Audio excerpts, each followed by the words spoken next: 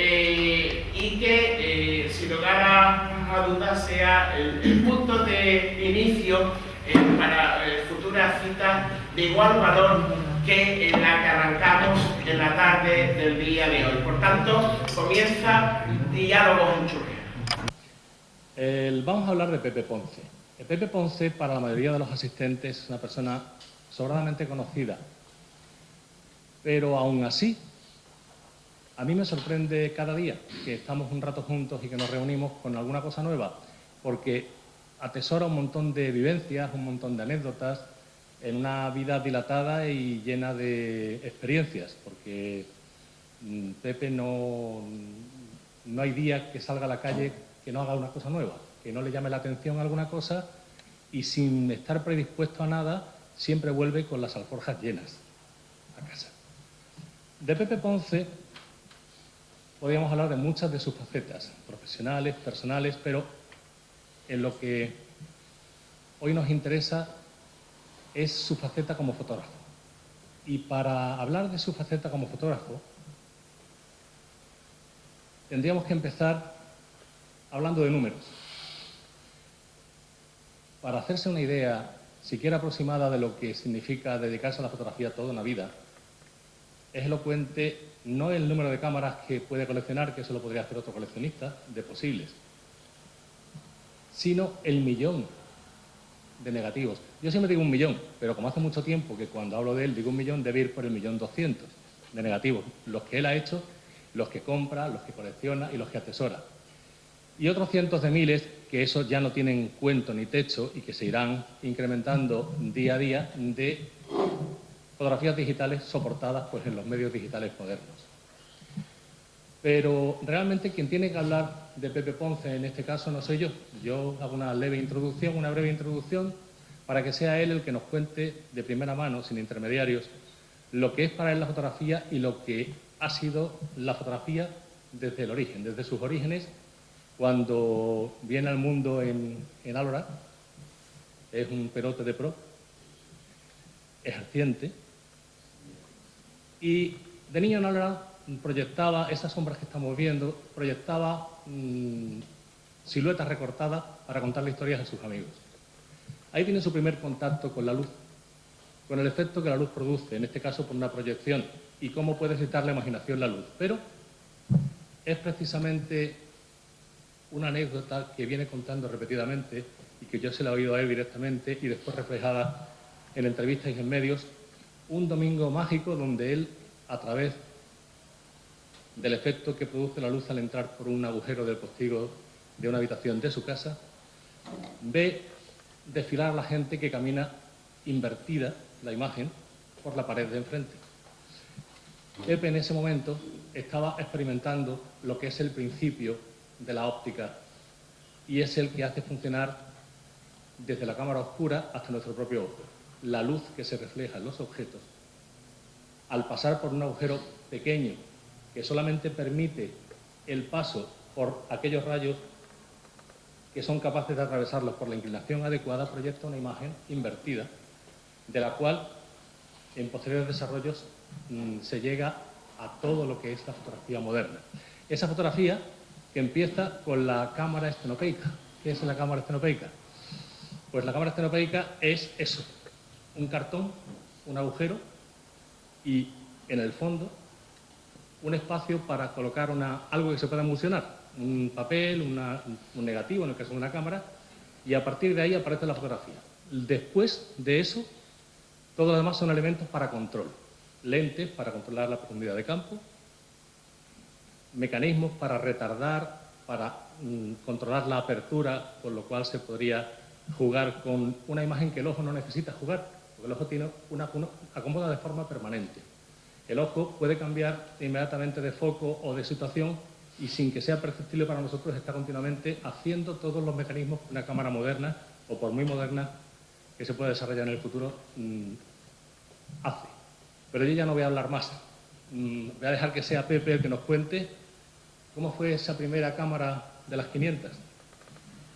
Pues es muy complicado, hay muchas cosas por medio, una historia muy larga, y antes me vaya a permitir que agradezca pues, esa frontera líquida que me acaba de regalar mi amigo Antonio Hurtado, el regalo de esta tarde, y después de Jesús, que me ha hecho otro regalo, y recordarme pues ese espacio donde yo nací, viví y estoy condicionado ya de por vida, mi pueblo, Álora. Y de Churriana, pues también tuve yo mis incursiones, tuve el privilegio de entrar a ese espacio natural, la Cónsula y el Retiro, excepcionales, y pude conocer esos dueños, esos jardineros, ese momento donde la finca estaba conservada casi y perfecta. Después ha venido un derrote que no sé a dónde ha llevado a parar, pero realmente era excepcional. Yo tuve el lujo de estar ahí, retratar no solamente los jardines, las esculturas, incluso detectar, que le he contado a alguien, a Jesús, que en un lugar determinado público pues se vendían algunos elementos escultóricos de aquí, y como yo había entrado muchas veces y conocía, digo, estas ranas no son de aquí, estas ranas son de Churriana. Este perro... Ay, que ¿me oís? Y entonces, en un rastro que donde, en fin, se suelen vender antigüedades y desechos de la basura, de lo que la gente desaloja cuando se muere o los que no quieren una cosa, en fin, es un lugar donde vamos todos a buscar algunos restos de nuestra historia.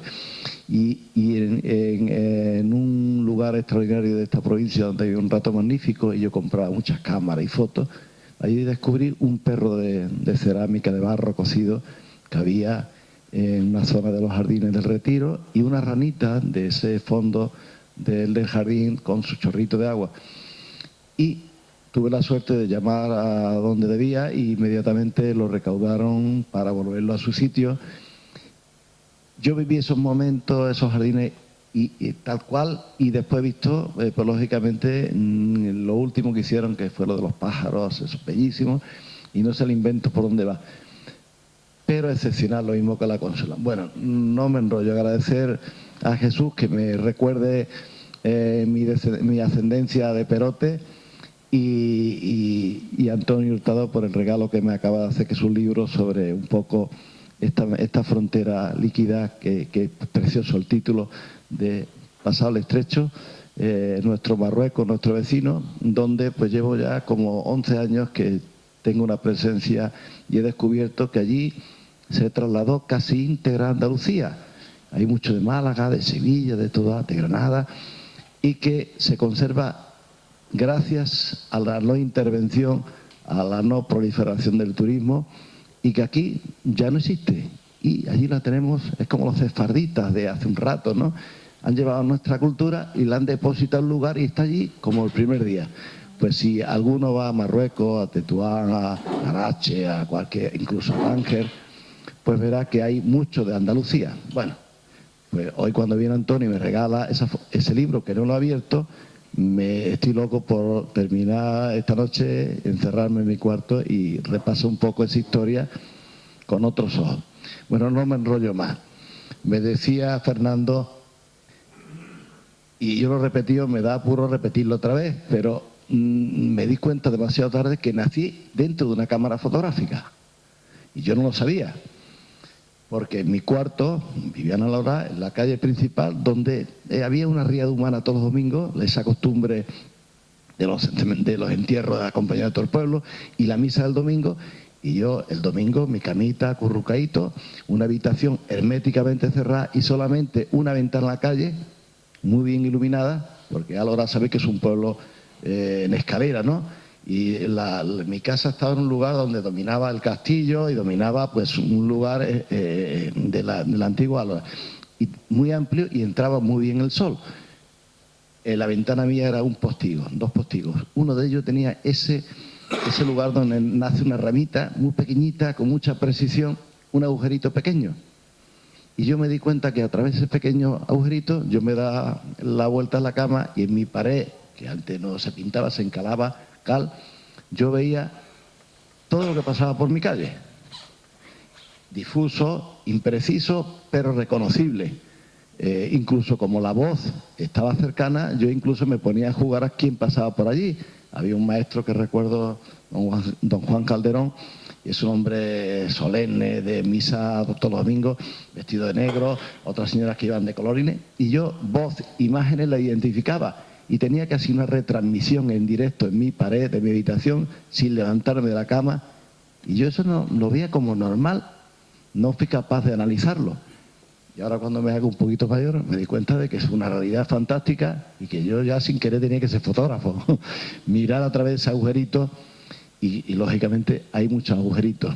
Y el primero fue el de Álora, donde yo pues en fin, viví un pueblo que tenía pues eso mucho atractivo, o por lo menos yo pienso que lo tenía y lo tiene, y lo disfruté. Y ahora pasado el tiempo pues me encuentro que cada día pues tiro de la historia reciente, que no mucha, pero 50 años cabalgando en un bicho de estos, es tiempo. Y ahora me planteo muchas más cosas. Y ya cuando tú hablas de la cámara estenopeica, pues yo hoy me he llevado también otra sorpresa que recomiendo y advierto que lo veáis. Porque nadie se puede imaginar, yo he dado clase a pequeños alumnos, a profesores de fotografía. Y una de las cosas que hice durante varias veces y deja a todo el mundo como, esto no puede ser una caja de zapatos, una cajita de Nivea, algo que esté herméticamente cerrado y que no entre a luz. Simplemente perforándolo con un agujerito muy pequeñito, muy redondito, el mundo se mete dentro de esa caja, entra por ese agujero. Y cuando al fondo del agujero, como ha expuesto aquí Fernando, ponía ahí un papel fotográfico, pues resulta que la imagen que había en esa realidad, la calle, cualquier lugar, incluso una persona, la podíamos reproducir sin más misterio que el agujerito, la caja cubierta de negro, así, es muy elemental, una caja de lo que sea, hermética a la luz, forrada de negro y un agujerito. A partir de ahí podemos ver la realidad.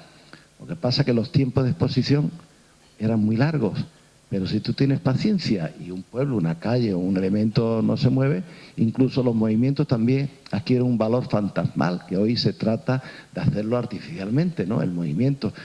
Pues esa cajita de zapatos es una magnífica cámara de fotos. Y acaba de darme una noticia espléndida Antonio Hurtado. En ese fotofestival, que este es el cuarto que trae los mejores fotógrafos de España, este año viene un señor judío que en una furgoneta la convierte en una cámara oscura y va a mostrar las fotos que hace. Una cámara, no más que un cajón de negro y unos agujeritos. Y eso lo retrata todo. Y lo podéis ver en papel y alucináis. Yo lo he hecho muchas veces, alumnos y adultos no entienden cómo la fotografía existía mucho antes que la cámara fotográfica. Y si me retrotraigo a la historia, ya la Edad Media ya se conocía la fotografía y el Renacimiento la usaban los grandes pintores para copiar. Simplemente se habían percibido que un agujerito y un plano blanco y recubierto de negro permitía reproducir esa realidad ahí dentro. Y copiaban estructuras arquitectónicas, fugas, tal, cosa muy difícil en un dibujo, y ya lo usaban. O sea, ya había una especie de Photoshop o de intervención fotográfico en la pintura, cuando pensamos que la fotografía es algo de nuestro tiempo. Ahora el problema que yo veo es que no existe un ser humano que no lleve una cámara fotográfica encima. Es una cuestión que hay que repensársela y estudiarla. Es un problema, es una inmensa virtud, pero estamos retratados todos a todas horas en todos los lugares. Y entonces hay que cuestionárselo. Esto es un invento que se ha extendido y es de uso común, y es como el agua, el viento, el aire. Y bueno, es otra realidad nueva, impensable apenas de unos años. Pero bueno, yo pienso que conviven esa cámara estenopeica, esa caja de zapatos y esta sofisticación de algo digital, eléctrico, que no sé cómo ni qué, sigue siendo lo mismo, pero por impulso eléctrico, y que se puede hacer, enviar, retomar, en fin, lo que todos sabéis. Decía antes, y lo acaba de repetir Pepe, que el ojo humano funciona como una cámara, con la particularidad de que no tenemos necesidad de pensar en el control de ningún mecanismo ni de ningún parámetro para la luminosidad, para la profundidad de campo. Nosotros nos adaptamos, acomodamos. Necesitamos un cierto tiempo. Al entrar de un sitio iluminado a otro que tiene un umbral de luminosidad más bajo, está oscuro, pues terminará acomodando y viendo cosas. Esa forma fisiológica que tiene el ojo de adaptarse ha sido copiada hasta la saciedad por las cámaras. Y a lo que se refería de esa cámara nueva que hay, es una cámara revolucionaria que lo que capta son rayos de luz, no capta formas, capta longitud de los distintos colores en distintas frecuencias y reflejados a distinta distancia.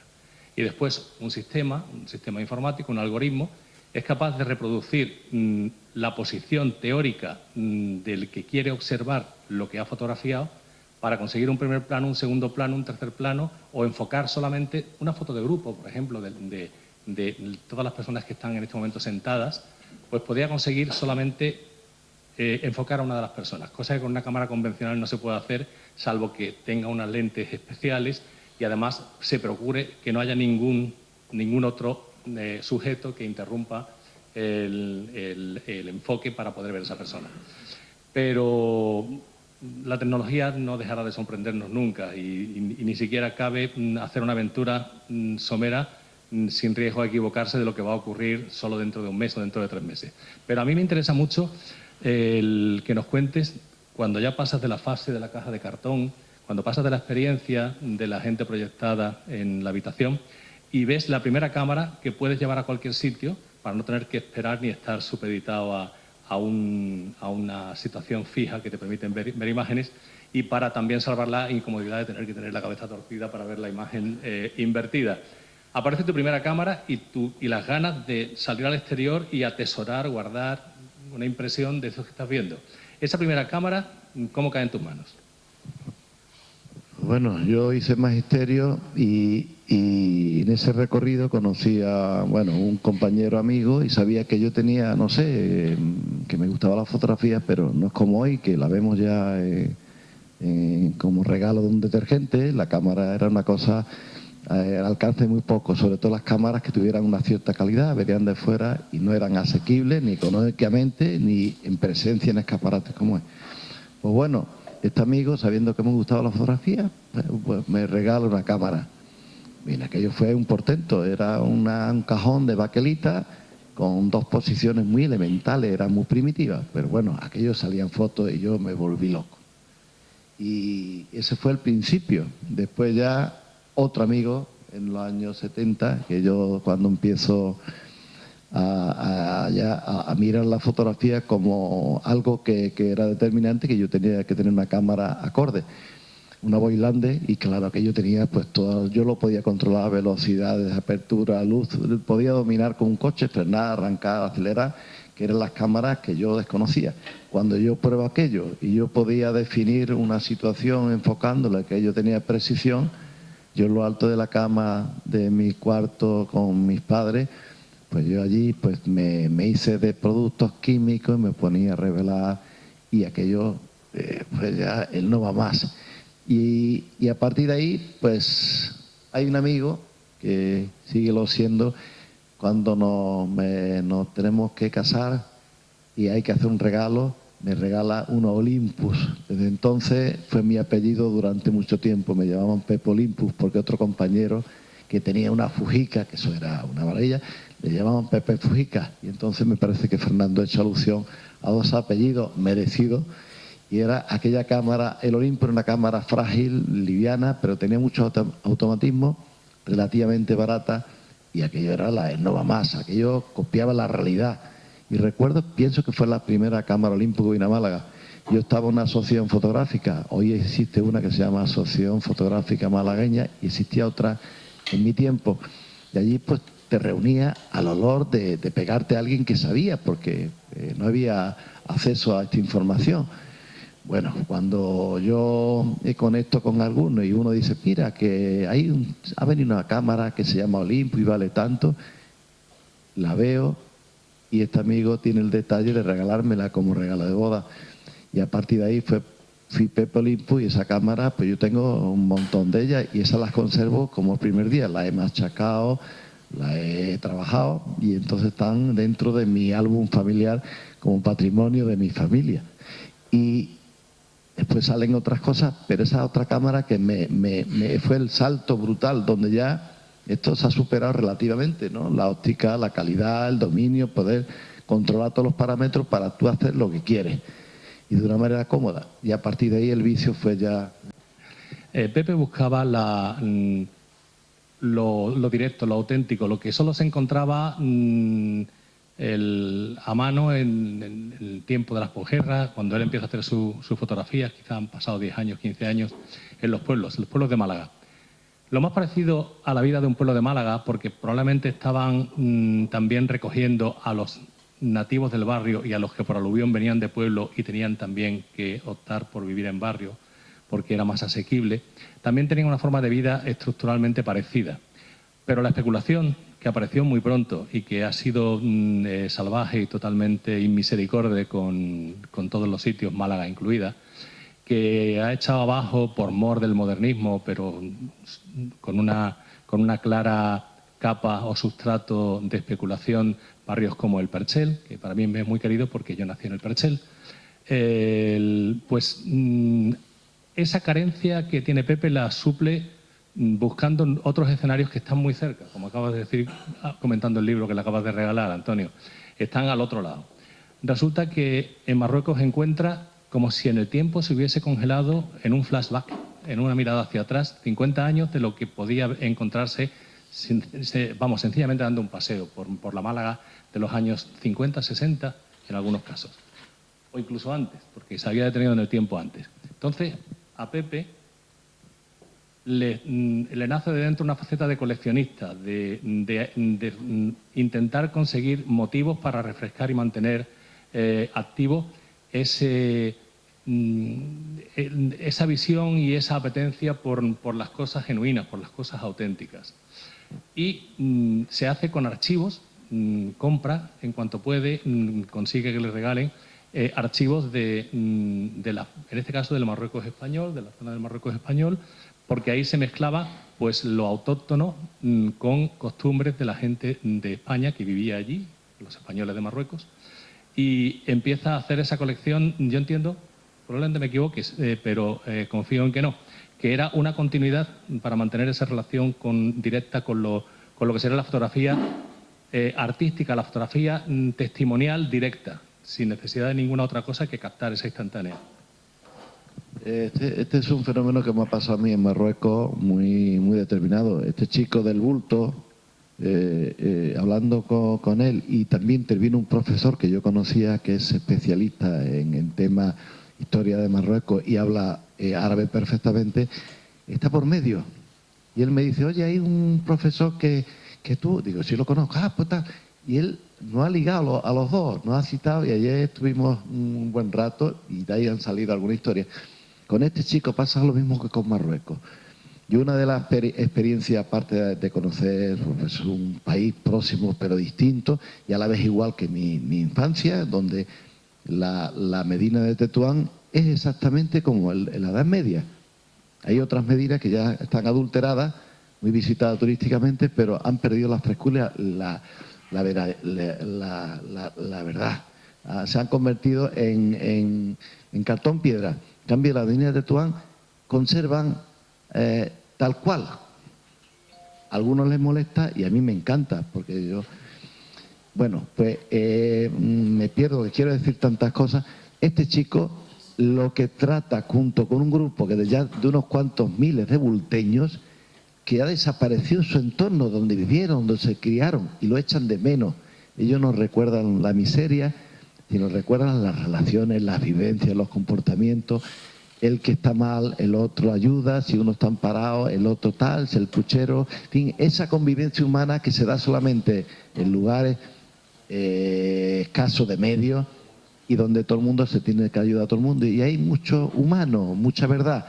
Y este chico, su barrio desaparecido, no existe, no está. Y hay un tipo que iba todo ahí todos los días y tal y él lo recuerda porque lo retraté a él. Y ahora quiere recuperar. Me ha contado las peripecias ahí. Es un señor analfabeto, pescador, ahora en paro, con familia, 2 niños, y que ha nacido de ahí. Y bueno, pues está escribiendo un libro. Y ya me decía, Pepe, ya la gente del barrio ya lo saben porque han hecho una plataforma en internet y se ha movilizado. Yo le apunté alguna cosa, la he hecho, de forma que va a sacar un montón de ejemplares y ya tiene una financiación que tiene un nombre nuevo, ¿no? Esas pequeñas finanzas de que yo te compro un libro, otro libro, a precio. Y digo, es hermoso, él va a contar su vivencia, sus nombres. Ayer lo estuve repasando, claro, hay nombres, lenguajes que han desaparecido. En Málaga, cada barrio, la Trinidad, el Perchel, los chinos, cada uno tenía un lenguaje y un vocabulario distinto y unos comportamientos distintos. Eran pueblos. Hoy ya no existe el barrio, no existe ni la comunidad de vecinos, no conocemos al de enfrente ni el de al lado. Antes sí, y no solamente lo conocían desde pequeñito, desde que nace, cuando se casa, todo el mundo participa. Bueno, estos señores echan de menos eso, quieren recuperarlo. Y este chico ha iniciado a su manera, fijaros, escribiendo un libro. Y estamos ahí, el profesor y yo y alguno más, intentando apoyarlo, y va estupendamente. Bueno, pues aquí en Marruecos yo veo algo que el inconsciente, como hablábamos otro día, percibe que eso me era familiar. Esto es Alucema, eso es el protectorado. Estas fotos me las ceden, me las dan gente que han vivido allí, han nacido allí, se han criado allí. Y bueno, esta monja fue la portada de un libro que tuve la suerte de que se publicara con las fotos de todas estas donaciones, que son las mejores, las fotos habituales, normales, cotidianas. El protectorado es una excepcionalidad. Ahí se ve un motivo destacado y además la puse en portada porque cuando esas fotos se pusieron en Ateneo hubo 2 o 3 personas que llegaron allí gritando, pero gritando de alegría, de sorpresa.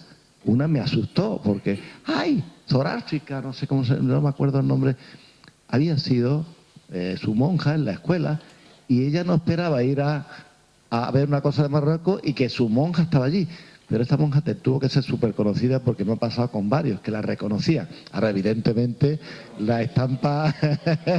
Bueno, esta otra foto de Antonio Cortés, que mañana se expone, han expuesto varias veces.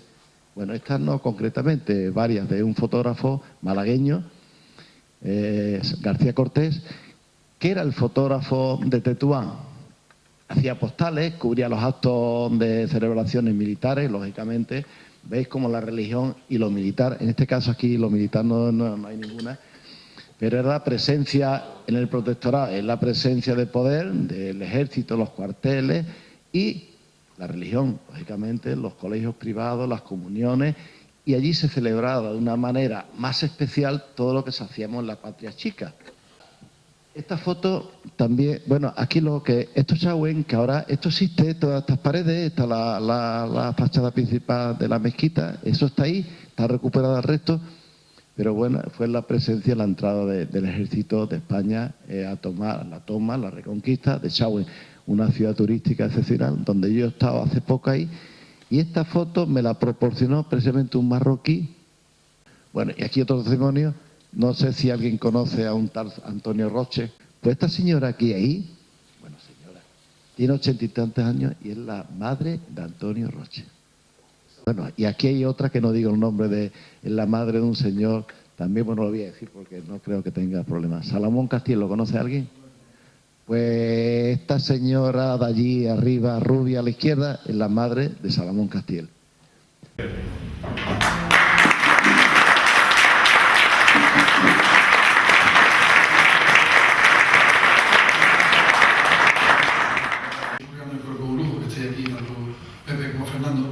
Y yo voy a buscar el compromiso, no sé cómo, lo voy a arreglar, pero yo creo que en esta ocasión, que hemos estado un grupo más reducido de la oficina de Churriana, que tengamos la posibilidad de verlo en otro entorno muchísimo más ambientado y muchísima gente de Churriana que disfrute de estos 45 minutos que yo disfrutar.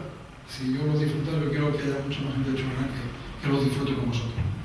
Nada más, no quiero extenderme porque los protagonistas sois vosotros, agradecer a las personas que aquí han acompañado o han acompañado, y en nombre de los vecinos de Churriana yo quiero tener un detallito con vosotros, por lo menos, y agradeceros estos momentos que nos habéis dado en esta charla con vosotros. Para mí es un honor. Quiero que tengáis un pequeño recordatorio que voy a entregar en nombre de todos los vecinos que me acompañan.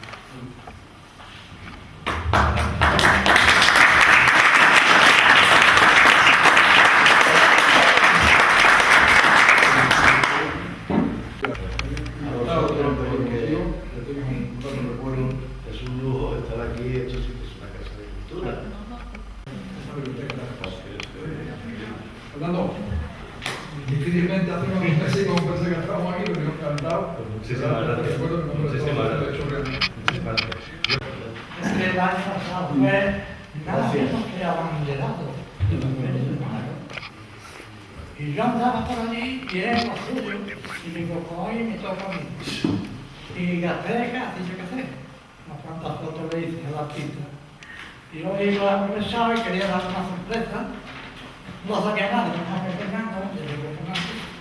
Esto pero tengo un recuerdo de tu día de grande paga de la Qué tiempo tan guapo y culpable. ahí, aquí tenemos carne. Yo me veo, me reconozco, porque yo no... Que yo no otra vez. No, Que se vea, que se